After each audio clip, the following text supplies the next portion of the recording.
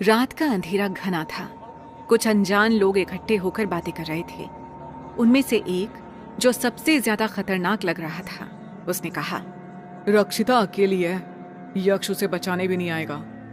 दूसरे ने कहा, यक्ष को भी सजा मिलेगी क्योंकि उसने रक्षिता जैसी इंसान से प्यार किया है। पहले ने सिर हिलाते हुए कहा, पहले हम रक्षिता को खत्म करेंगे, उसके बाद यक्ष को ढूंढ कर मारेंगे। वो लोग ये कहते हुए वहां से निकल गए। उनकी आवाजों में नफरत साफ झलक रही थी। रक्षिता और यक्ष के लिए अब खतरा और भी बढ़ गया था। इधर रक्षिता ने एक खतरनाक फैसला लेते हुए खुद से कहा, इस जिंदगी को खत्म कर देना ही बेहतर है। मैं यक्ष के बिना नहीं जी पाऊंगी। अगले ही पल वो घर से बाहर निकल आई और वो रेल पटरी पर चलने लगी। उसकी आंखों से आंसू बह रहे थे। जैसे ही एक ट्रेन उसकी ओर बढ़ने लगी, रक्षिता ने अपनी आंखें बंद कर ली। तभी यक्ष तेजी से दौड़ते हुए आया और उसे खींचकर पटरी से दूर ले गया। यक्ष ने गुस्से से कहा, तुम्हारे दिमाग में क्या चल रहा है रक्षिता? पागल हो गई हो? मैंने तुम्हें बचाने के लिए खुद को तुमसे दूर किया है। अगर तुम्हें कुछ हो जाता तो मैं क्या करता? रक्षिता ने आंसुओं से भरी आंखों से यक्ष की ओर देखा और बोली, मुझे लगा तुम नहीं आओगे। यक्ष ने उसका हाथ पकड़ा और कहा, मैं हमेशा तुम्हारे साथ ही हूं रक्षिता। रक्षिता ने उसे गले लगाते हुए कहा, मैं तुमसे बहुत प्यार करती हूँ यक्ष, प्लीज अब मुझे छोड़कर मत जाना। यक्ष ने उसे गले से लगा लिया और उससे कहा, चलो तुम्हारी हवेली पर चलते हैं, वहीं आज सारी रात बातें करेंगे। रक्षिता ने मुस्कुराते हुए हाँ में सर हिलाया और वो दोनों हवेली की तरफ चल पड़े। यक्ष और रक्षिता बगीचे में बैठे थे। यक्ष ने फूल तोड़कर रक्षिता के बालों में लगाया और मुस्कुराते हुए बोला, तुम्हारे बालों में ये फूल बहुत खूबसूरत लग रहा है।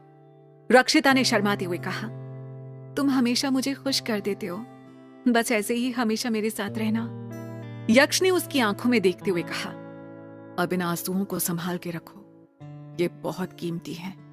रक्षिता ने यक्ष की ओर प्यार से देखते हुए कहा, तुम्हारे बिना मेरी जिंदगी अधूरी है यक्ष। और फिर वहां से उठकर यक्ष हवेली में घूमने लगा। हवेली में घूमते हुए यक्ष को बेसमेंट की याद आई जहां वो कैद था।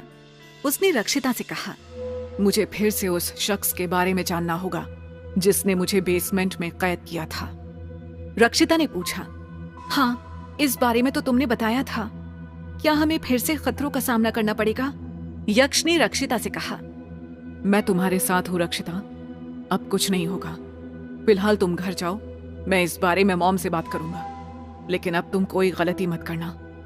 रक्षिता ने हाँ में सिर हिलाया और फिर दोनों वहां से निकल गए। यक्ष वापस जाकर अपनी माँ अलका से मिला और उसने पूछा, मॉम, वो रक्षिता की तस्वीर का क्या मतलब है जो मुझे किताब में मिली थी? मुझे दादाजी के बारे में और बताओ। अलका अचानक ही यक्ष के इस सवाल से थोड़ा परेशान हो गई। उन्हें लगा कि अब यक्ष के दिमाग में फिर से कुछ नया चल रहा है।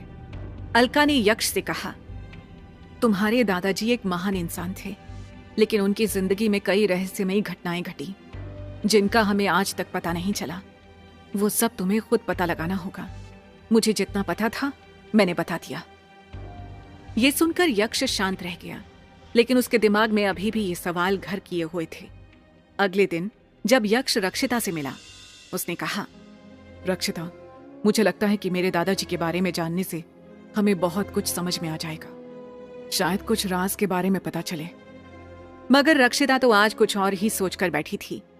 रक्षिता ने यक्ष से कहा, यक्ष, मुझे भी तुम्हारे जैसा बनना है ताकि मैं हजारों सालों तक तुम्हारे साथ रह सकूं।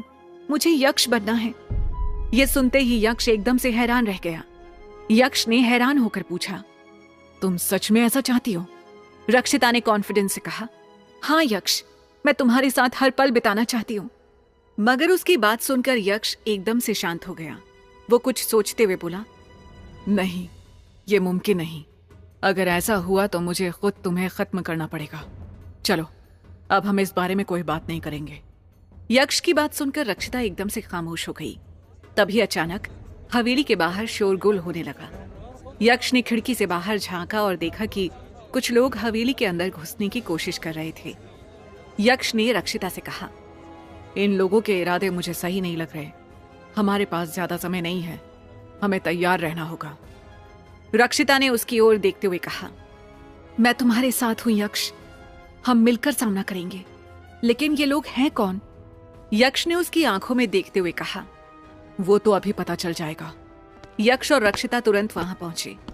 यक्ष ने उन लोगों से पूछा, कौन हो तुम लोग और यहां क्यों आए हो? अचानक ही वहां यक्ष को देखकर वो सभी घबरा गए, क्योंकि उन्हें उम्मीद नहीं थी कि यक्ष यहीं मिल जाएगा। उनमें से एक ने कहा, हम सिर्फ रक्षिता से मिलना चाहते हैं। यक्ष ने कहा, अच्छा, क्यों मिलना है रक्षिता से? उन लोगों ने यक्ष के सवालों का जवाब देने से इनकार कर दिया और तभी उनमें से एक ने अपने साथियों को कुछ इशारा किया और अगले ही पल वो सभी वहां से भाग निकले। यक्ष और रक्षिता को कुछ भी समझ नहीं आया। यक्ष ने रक्षिता से कहा, हमें इन लोगों पर नजर रखनी होगी। कुछ वक्त बीतने के बाद माहौल को फिर से शांत करने के लिए यक्ष ने रक्षिता से कहा, रक्षिता, मैं चाहता हूं कि हम अपनी जिंदगी और भी खुशहाल बनाएं। मैं तुम्हें एक खास जगह ले जाना चाहता हूं। रक्षिता ने एक्साइटेड होकर कहा, कहां ले जाना चाहते हो यक्ष? यक्ष ने मुस्कुराते हुए कहा, वो जगह जिसके बारे में तुमने सोचा भी नहीं होगा। रक्षिता को कुछ समझ नहीं आया और फिर यक्ष उसे वहां से लेकर अपनी कार में एक बहुत ही खास जगह पहुंचा। वो जगह एक बेहतरीन सा पार्क था जहां पर एक बड़ा सा रेस्टोरेंट भी था। यक्ष ने कहा, चलो अंदर चलकर कुछ बढ़िया सा खा लो। रक्षिता ने इमोशनल होकर कहा, कितना ख्याल रखते हो तुम मेरा, बस यही सब मुझे हर पल तुम्हारी याद दिलाता है। यक्ष ने उसकी आंखों में देखते हुए कहा, हमेशा याद रखना रक्षिता, हमारा प्यार कभी खत्म नहीं होगा। कुछ देर में प्यार भरे पल बिताकर वो दोनों वहां से बाहर निकले तो रक्षिता थोड़ी परेशान सी नजर आने लगी। यक्ष ने उसके चेहरे की तरफ देखते हुए कहा, क्या हुआ रक्षिता, सब ठीक तो है ना? जवाब में रक्षिता कुछ नहीं बोली, मगर उसकी खामोशी कहीं ना कहीं यक्ष को कचोट रही थी। उसने फिर से पूछा, कुछ बताओगी क्या हुआ है? जवाब में रक्षिता ने वो कहा जो उसके दिल में बहुत देर से था, मैंने तुमसे कहा था ना कि मुझे तुम्हारे जैसा बनना है। मैं नहीं चाहती यक्ष के कुछ साल बाद मैं बूढ़ी हो जाऊं और फिर तुम्हारे काबिल ही ना रहूं। ये सुनकर यक्ष मुस्कुराते हुए बोला, मैं तब भी तुम्हें इतना ही प्यार करूंगा जितना आज करता हूं। तुम ऐसी बातें मत करो। ये सुनकर रक्षिता जिद करते हुए बोली, लेकिन मुझे तुम्हारे जैसा बनना है और मैं जानती हूं तुम ऐसा कर सकते हो, पर बात सिर्फ इतनी सी नहीं है यक्ष। इस पर यक्ष एकदम से हैरान होते हुए बोला, फिर क्या बात है रक्षिता, तुम्हारे दिमाग में चल क्या रहा है?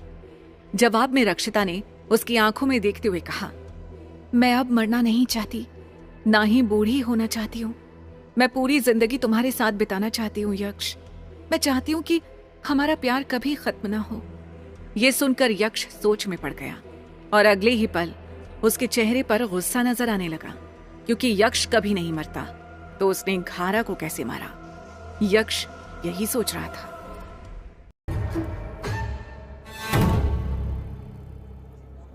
रात का अंधेरा घना था। कुछ अनजान लोग इकट्ठे होकर बातें कर रहे थे।